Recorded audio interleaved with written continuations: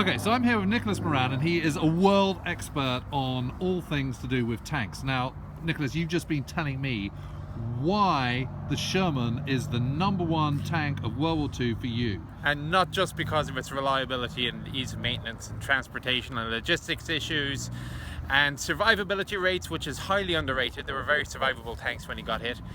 What even simply case of putting steel on target. And after all, that's the fundamental point of a tank. Putting steel on target consists of several stages. First is target acquisition. You got to be able to spot the target before you can shoot it. And generally speaking, I should just tell you that there's a Mustang going over. We're here at Duxford. You can see this. That's so if you find the enemy first and shoot first, you're probably going to win the engagement, even if you miss on the first round, because you can adjust, you can work off your previous round, and by the way, you are in control of the engagement. The guy on the other end is reacting and is probably scared out of his wits.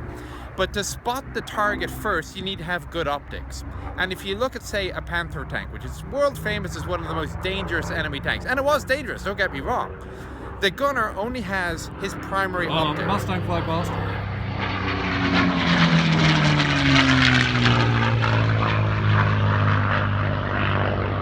Great. Can't argue with the Mustang. So the gunner on the German Panther and the Tiger, for example, only has the primary optic. It's either the binocular or the monocular. It's right next to the gun. It's crystal clear, great magnification, but even in low magnification, the field of vision is only so wide. He is absolutely reliant on somebody else telling him where the target is and how to get it on. And he can only see the target once the tank is completely exposed, because the sight is about the gun level. Compare this to, say, a Sherman. The Sherman tank gunner has two sights. He's got the periscope and the direct vision optic. Now, the periscope goes out through the roof. So as the tank is hidden behind the hill and the only thing visible is the cupola and the gunner's sight, he's much harder to spot, and he has complete field of vision through a unity sight, which means it's not high magnification. There's our Mustang again.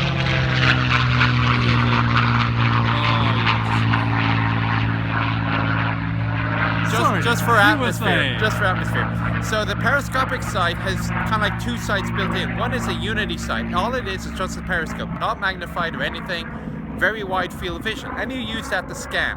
And then there's a by-3 optic which you can use to engage a target. So what you've done now is you found the enemy tank, either you or the commander, traverse right on the target. You have identity. You know what you were looking for. You're not wasting any time from listening to the commander's description going, your target will be a Sherman to the left of a barn, which you will see after we move forward. So the American gunner is now on target. Mustang again. He's having too much fun. So you're now on the target. The Sherman has a stabilizer. Some units use it, some units didn't. But if you use it, you turn on the stabilizer. Driver advance. The driver will now move forward and expose the gun. The gunner can then move to the direct vision optic, which is about the height of the main gun tube. If he sees the target through his direct vision optic, that means that the gun is clear. As soon as he sees that, driver stop. But because he has the stabilizer, the sight is now pretty much on where the target is already. He doesn't need to waste any time identifying the target himself. He's already on it. Fire a round. Fire a second round, and you can do it quickly because the Sherman is a nice roomy turret and it's very easy for the loader to get the rounds in. Unlike a Panther, I've done a video of getting the Panther round from the ammo rack in the hull into the tube.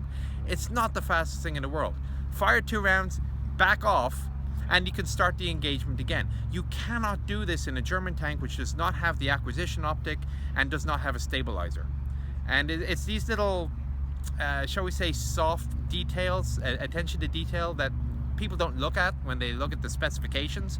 All they look at is this much penetration, this much armor. It doesn't do you any good if you can't get the first round off. And especially if the Panther is taken by surprise, because hey, guess what? The Sherman's got a really fast turret traverse, and you get shot in the side. Even a 75mm will go through the side of a Panther very, very easily.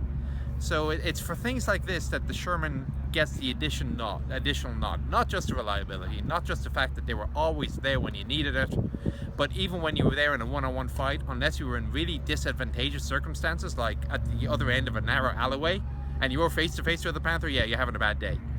But in general combat, the Sherman would usually get the shot off on target first, and that would win the fight.